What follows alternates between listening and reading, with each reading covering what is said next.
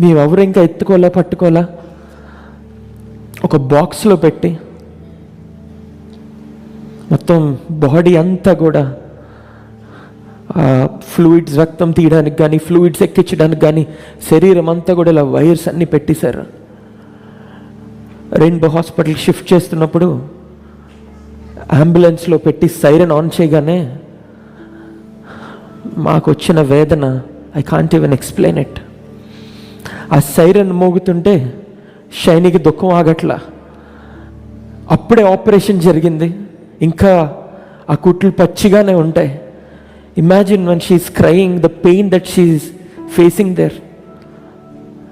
I don't know what to do. ఏం చేయాలో నాకు అర్థం కాల. నేను బలహీనపడిపోతే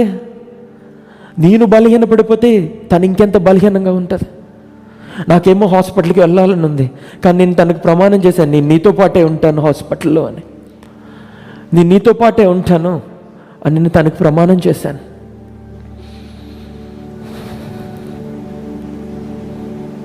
తీసుకువెళ్ళిపోయారు. అక్టోబర్ 8వ తారీఖున పుట్టాడు. మా దగ్గరికి మరలా అక్టోబర్ 11వ తారీఖు మధ్యాహ్నం 5 గంటల ఐ థింక్ 3:43 అనుకుంటా సరిగ్గా నా చేతుల్లో పెట్టారండి. అని చూసి, ఆ బాబుని చూసి ఎంత సంతోషించానంటే, కేవలం నీ దయ వల్లనే ప్రభువా వీడు బ్రతుకున్నాడు.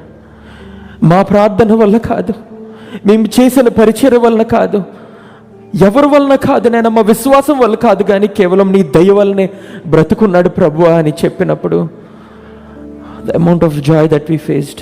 I want Shrestha to come join me.